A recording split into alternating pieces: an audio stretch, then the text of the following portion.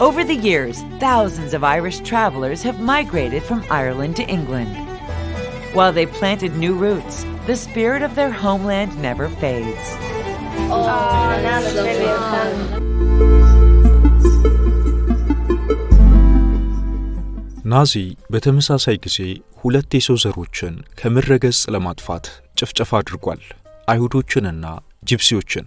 አይሁዶች አፈር ልሰው ሲነሱ፣ ጂፕሲዎች ግን ዛሬም በሀገር አልባነት በየሀገራቱ ተበትነው በአስቸጋሪ መድሎና መገለል ውስጥ ይኖራሉ። ጂፕሲዎችን ማግለልና መበደል በዓለም አቀፍ ሕግ የተፈቀደ እስኪመስል ድረስ እነዚህ ሰዎች በሰለጠኑት እንደ እንግሊዝና ጀርመን እንዲሁም ፈረንሳይ ባሉት ሀገራት ሳይቀር ዛሬም በመገፋትና በመገለል ውስጥ ይኖራሉ። ለዛሬም በመላው አውሮፓ ተበትነው ስለሚገኙት ስለ ጂፕሲዎች አስደናቂ አኗኗራቸው፣ ባህልና ጋብቻቸው እንዲሁም የሚስት ገበያቸውን ጨምሮና ዛሬ ዓለም ላይ ገናና ስለሆኑ የጂፕሲ ዝርያ ያላቸው ታዋቂ የፊልምና ሙዚቃ ሰዎችን አድርገን የጂፕሲዎችን አስደሳቾቹንም የውጣ ውረድ ታሪካቸውንም እንነግራችኋለን። አብራችሁን ቆዩ።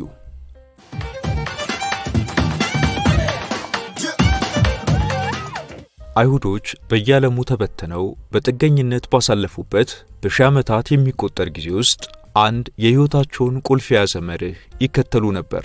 ይሄውም ሰዎች እንዲያከብሩና እንዲፈልጉ ከፈለግ ዕውቀት ወይም ገንዘብ ይኑርህ የሚል መርህ አላቸው።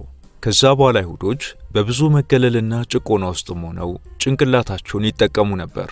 በዕውቀታቸውም በየተገኙባቸው አገራትም ውስጥ ተፈላጊ ሆኑ። ይህንንም ተከትሎ ገንዘብ መጣና ሁሉንም አሳኩ። አይሁዶች በጭቆና በጅምላ መጨፍጨፉና መገለሉ እንደ ጂፕሲዎች የሚሰካከላቸውና የሚቀርባቸው የለም። ልዩነቱ እስራኤላውያን ዛሬ ሀያል አገር ስትኖራቸው፣ ጂፕሲዎች ግን አሁንም በዚህ ሰዓት በአብዛኛው የዓለም ክፍል እንደተበተኑና ሀገር አልባ እንደሆኑ በንቀትም እየታዩ መኖራቸው ነው። የናዚውን የሆሎኮስት ጭፍጨፋን ልክ እንደ አይሁዶች ሁሉ ጂፕሲዎችም ተማግደው አልቀውበታል። በሁለተኛው ዓለም ጦርነት ወቅት ናዚዎች አይሁዶችን ብቻ ሳይሆን ጂፕሲዎችንም ከምድረ ገጽ ለማጥፋት ዘምተውባቸዋል።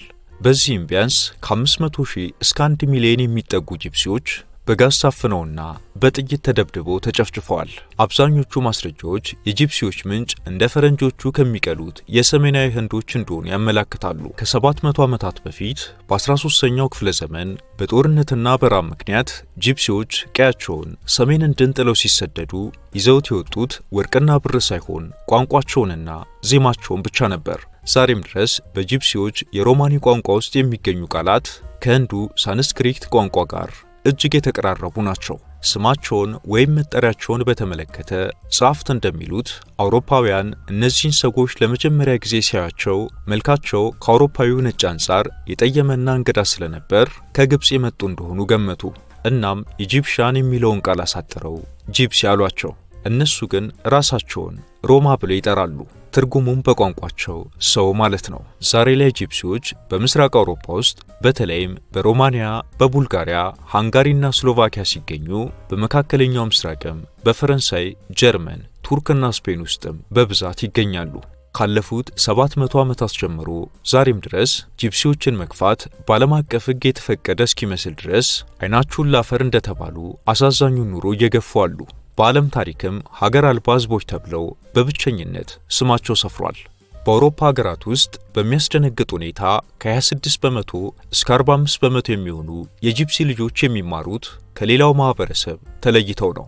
ልዩ ፍላጎት አላቸው በሚል ሰበብ ወይም በማህበረሰቡ ጫና ጥራት በሌላቸውና ዝቅተኛ ደረጃ ባላቸው ክፍሎች ውስጥ እንዲቀመጡ ይደረጋሉ። ይህ ደግሞ ገና በልጅነታቸው እናንተ ከኛ እኩል አይደላችሁም፣ ዝቅተኛ ናችሁ የሚል መርዛማ መልእክት ያስተላልፍላቸዋል።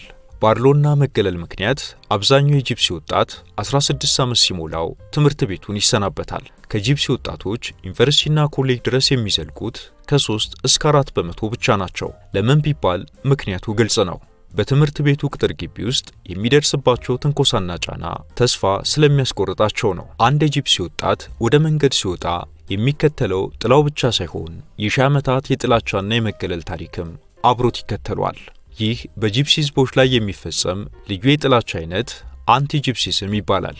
ዛሬ ላይ ጥቂት የማይባሉ የጂፕሲ ወጣቶች በከፍተኛ ትግል ዩኒቨርሲቲ እየገቡ ነው። እነዚህ ወጣቶች እኛም መማርና ዓለምን መለወጥ እንችላለን የሚል አዲስ ታሪክ እየጻፉ ነው። ለራሳቸው መብት የሚሟገቱ ድምጽ ለሌላቸው ወገኖቻቸው ድምጽ የሚሆኑ ወጣት መሪዎች እየወጡ ነው። እነዚህ ወጣቶች ከታሪክ ጠባሳቸው በላይ የበለጡ ከመገለል አጥራቸው በላይ የረቀቁና የሰው ልጅ የጽናት ተምሳሌቶች ናቸው ሲሉ ጸሐፍት ያሞካሿቸዋል። ጂፕሲዎች በየትኛውም ሀገር ይኑሩ ወግና ባህላቸው አንድ ነው። የጂፕሲ ሰርግ ዝም ብሎ ስነ ስርዓት ሳይሆን በቀለማት በሙዚቃና በጥንታዊ ወጎች የተሞላ እጅግ ድንቅ ድግስ ነው። በጂፕሲዎች ባህል ውስጥ ሰርግ የሁለት ሰዎች ጥምረት ብቻ ሳይሆን የሁለት ትላልቅ ቤተሰቦች መተሳሰሪያ ተደርጎ ይወሰዳል። የጂፕሲ ሰርግ ብዙ ጊዜ ለአንድ ቀን ብቻ አይቆምም። እንደየአካባቢው ባህል ከ3 እስከ 7 ቀናት ሊቆይ ይችላል። በዚህ ጊዜ ሁሉ ምግብ፣ መጠጥና የጂፕሲ ዜማዎች አይለዩም። የልጃገረዶች ማሳያ ወይም ብሪዳል ማርኬትስ በአንዳንድ ወግ አጥባቂ የጂፕሲ ማህበረሰቦች ለምሳሌ በቡልጋሪያ ካላይዲስ የተባሉት የጂፕሲ ወንድና ሴት ወጣቶች የሚገናኙባቸውና የሚተዋወቁባቸው ዓመታዊ የገበያ ቀናት አሏቸው። በዚህ ገበያ ላይ ወላጆች ለልጆቻቸው ተስማሚ የትዳር አጋር ይመርጣሉ። በዚህ ገበያ ላይ ለትዳር የምትሆነው ሴት ከተመረጠች በኋላ የሙሽራው ቤተሰብ ለሙሽሪት ቤተሰብ የወተት ዋጋ የሚሉትን ጥሬ ገንዘብ የመክፈል ልማድ አላቸው። ይህ የሚሆነው ሙሽሪት ከቤቷ ወጥታ ወደ ሙሽራው ቤተሰብ ስለምትቀላቀል ለደረሰባቸው የቤተሰብ መጓደል ኪሳራ እንደ ካሳ ይታያል። ሙሽሪት አንዴ ካገባች በኋላ ጸጉሯን በሻርፕ የመሸፈን ባህል አላት። ይህም ያገባች ሴት መሆኗንና ለባሏ ያላትን ታማኝነት የሚያሳይ ምልክት ነው። ሰርግ ያለ ጂፕሲዎች ጊታርና ፈጣን ጭፈራ አይታሰብም። በዕለቱ እንግዶች በሙሽሮቹ ላይ ገንዘብ የመበተን ወይም የመርጨት ልማድ አላቸው። በዚህም ለወጣቶቹ አዲስ ሕይወት በረከትንና ሀብትን ይመኛሉ። ለአብዛኛው የዓለም ወጣት በአስራዎቹ ዕድሜ ውስጥ መሆን ማለት ስለ ትምህርት፣ ስለ ጓደኛና ስለ ወደፊት ሙያ ማለም ነው። ለአንዲት የጂፕሲ ወጣት ግን ይህ ዕድሜ ሚስትና እናት የመሆን የኃላፊነት ደመና የሚያጠላበት ወቅት ነው። ስለዚህ ጉዳይ ሲነሳ ብዙ ሰዎች የጂፕሲዎች ቀደምት ጋብቻ ጥንታዊ ባህል ስለሆነ ብቻ ነው በልጅነት የሚገቡበት ብለው ያስባሉ። ማህበረሰቡ ለዘመናት ከደረሰበት ጥቃትና መገለል ራሱን ለመከላከል ሲል ልጆቻችንን በጊዜ ካላጋባን ማንነታቸው ይጠፋል፣ ለጥቃት ይጋለጣሉ የሚል ስጋት አለባቸው። ስለዚህ ጋብቻ ለነሱ የመከላከያ ግንብ ተደርጎ ይወሰዳል። በአውሮፓ ህብረት መረጃ መሰረት ከ10 እስከ 15 ዓመት ባለው የልጅነት ዕድሜ ውስጥ የሚገኙ 2 በመቶ የሚሆኑ ልጃገረዶች በትዳር ውስጥ ይገኛሉ። ዕድሜያቸው 16 እና 17 ሲሆን ደግሞ ትዳር ውስጥ የሚገቡት ከ16 በመቶ በላይ ነው። ይባስ ብሎ በምስራቅ አውሮፓ ሀገሮች እስከ 50 በመቶ የሚሆኑት የጂፕሲ ሴቶች 18 ዓመት ሳይሞላቸው ትዳር ይይዛሉ። ደግሞ በሌላ በኩል ትምህርት ቤት ውስጥ የሚደርስባቸው መድሎና ለወደፊት ስለ ስራ ያላቸው የተስፋ መሟጠጥ ወጣቶቹን ወደ ትዳር ይገፋቸዋል። ይህ ደግሞ በድህነትና ባልተማረ ማህበረሰብ ውስጥ የመኖር አዙሪትን ፈጥሯል።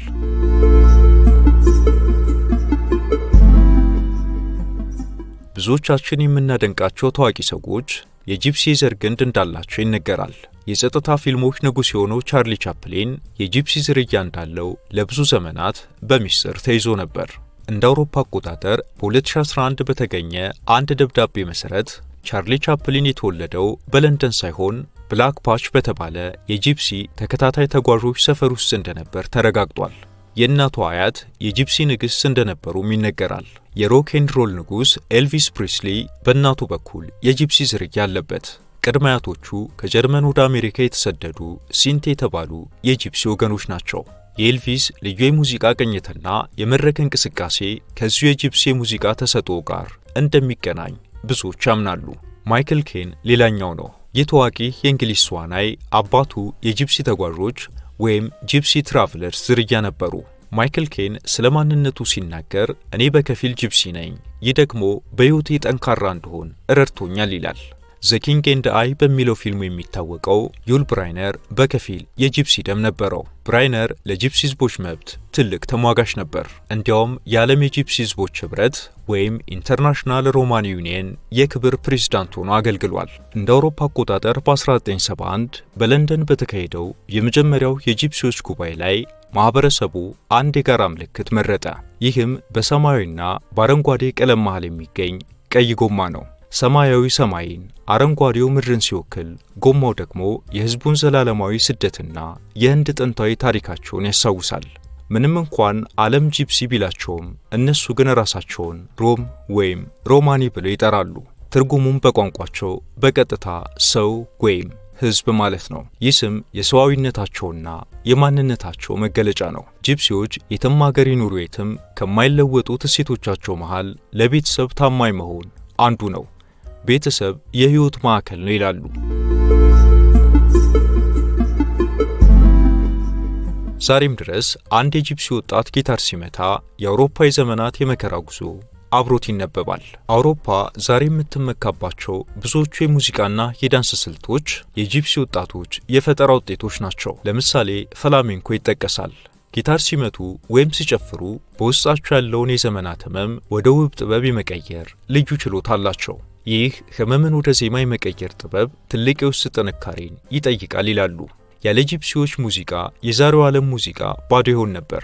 የጂፕሲ ሴቶች አለባበስ ለብዙ ዓለም አቀፍ ዲዛይነሮች የፈጠራ ምንጭ ሆኗል። ቦሄሚያን ስታይል ወይም ቦሆ ተብሎ የሚታወቀው የፋሽን ዘይቤ አብዛኛው ተጽዕኖ የመጣው ከዚሁ ከጂፕሲዎች ነፃ ያለባበስ ባህል ነው። ጂፕሲዎች ከጥንት ህንድ ይዘውት የመጡት የብረታ ብረት ሥራ እጅግ የረቀቀ ነው። በተለይ ከብርና ከናስ የሚሰሩ ጌጣጌጦች፣ ትልልቅ ጉትቻዎችና ሳንቲም መሰል የአንገት ሐብሎች የማንነታቸው መገለጫ ናቸው። ዛሬም ድረስ ወጣት የጂፕሲ ባለሙያዎች ይህንን ጥንታዊ የእጅ ጥበብ ከዘመናዊ ዲዛይን ጋር እያዋሃዱት ይገኛሉ። ጥንታዊ የጂፕሲ ተሽከርካሪ ቤቶች ወይም በእነሱ አጠራር ካራቫኖች በራሳቸው ጥልቅ የጥበብ ውጤቶች ናቸው። እነዚህ ቤቶች በእጅ በተቀረጹ የእንጨት ሥራዎችና በወርቃማ ቀለማት ያጌጡ ናቸው። መጽሐፍ ባልተለመደበት በዚያ ዘመን ታሪካቸውን ጠብቀው ያቆዩት በወጣቶቻቸው አንደበት ነው። በየምሽቱ በእሳት ዙሪያ ተቀምጠው የሚተረኩ ተረቶች፣ የሚዘፈኑ ዜማዎችና የሚጨፈሩ ጭፈራዎች የጥንታዊው ስልጣኔ ሕያው ምስክሮች ናቸው። እነዚህ ወጣቶች በታሪክ መጽሐፍት ውስጥ እንደ ጀግና ባይጠቀሱም በየቀኑ የሚያደርጉት የሕልውና ትግል ግን እውነተኛ ጀግኖች ያስብሏቸዋል። ዓለም ሌባ ወይም ያልተማረ ብሎ ስም ሲሰጣቸው፣ እነሱ ግን በውስጣቸው ያለውን መልካም ማንነት ጠብቀው ይኖራሉ።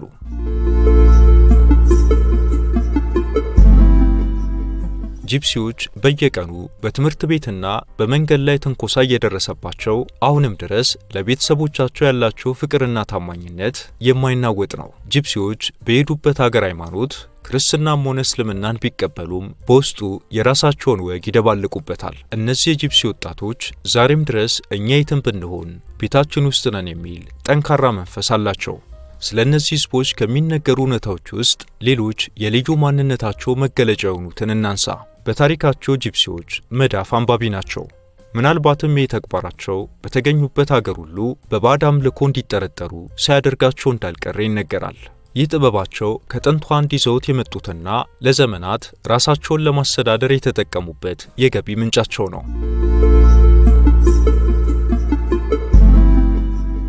ብዙዎቻችን ስለ አሜሪካ ባርነት እናውቃለን። ነገር ግን የጂፕሲ ሕዝቦች በዛሬዋ ሮማንያ ግዛት ውስጥ እስከ 19ኛው ክፍለ ዘመን አጋማሽ ድረስ ለ500 ዓመታት እንደ እንስሳ ይሸጡና ይለወጡ ነበር። ይህ ታሪክ ጠባሳ ዛሬም ድረስ በወጣቶቹ ስነ ልቦና ውስጥ እኛ የተናቅነን የሚል መራራ ስሜት ጥሎባቸው አልፏል። ጂፕሲዎች ባለፉት ዘመናት የደረሰባቸው በደል እጅግ ዘግናኝ ነው። በእንግሊዝና በዴንማርክ ሞት ተላልፎባቸው ተፈጻሚ ሆኖባቸዋል። ሴቶች ጆሮአቸው ይቆረጥ ነበር። ልጆችም ከወላጆቻቸው ይነጠቁ ነበር። የዛሬዎቹ ወጣቶቹ ጂፕሲዎች ይህንን ታሪክ ከአያቶቻቸው እየሰሙ ያደጉ በመሆናቸው በውስጣቸው ለአውሮፓውያኑ ማህበረሰብ ትልቅ የጥርጣሬና የፍርሃት ግንብ አላቸው። ጥላቻው የታሪክ ማህደር ላይ ብቻ አልቀረም፣ ዛሬም ሕያው ነው። በእንግሊዝ ሀገር ብቻ 40 በመቶ የሚሆኑ የጂፕሲ ወጣቶች በትምህርት ቤት ውስጥ በዘራቸው ምክንያት ጥቃትና ትንኮሳ ይደርስባቸዋል። አደገኞች ናቸው የሚለው የተሳሳተ አመለካከት ወጣቶቹ ማንነታቸውን እንዲደብቁ ወይም ከማህበረሰቡ እንዲገለሉ አድርጓቸዋል። አንቲ ጂፕሲዝም ወይም የጸረ ጂፕሲ አመለካከት በግለሰቦች ደረጃ ብቻ ሳይሆን በመንግስት መዋቅር ውስጥም ይታያል። በጤና አገልግሎቶች፣ በቤት አቅርቦትና በስራ ዕድሎች ላይ የሚገጥማቸው አድሎ የወጣቶቹን ተስፋ ገጭጯል። የጥላቻ ስርዓት በዘጋባቸው በር ምክንያት 60 በመቶ የሚሆኑ ታዋቂዎች መደበኛ ትምህርት አልተማሩም። ጂፕሲዎች ከ700 ዓመታት በላይ በስደትና በባርነት ሕይወትን ቢገፉም ማንነታቸውን ሳይለቁ ዛሬም ድረስ ከፈገግታቸው ጀርባ የህመም ታሪካቸውን ተሸክመዋል። የጂፕሲዎች የታሪክ ጉዞ ስደት ብቻ አይደለም፣ ከአንድ አህጉር ወደ ሌላ አህጉር የተዘረጋ አስደናቂ ሰንሰለት ነው። እነዚህ ማህበረሰቦች ለዘመናት ሀገር የሌላቸው የዓለም ዜጎች ናቸው። በፈረስ በሚሳቡና ቫርዶ በሚባሉ ውብና በቀለማት ያሸበረቁ ተሽከርካሪ ቤቶች ውስጥ እየኖሩ አውሮፓን አዳርሰዋል።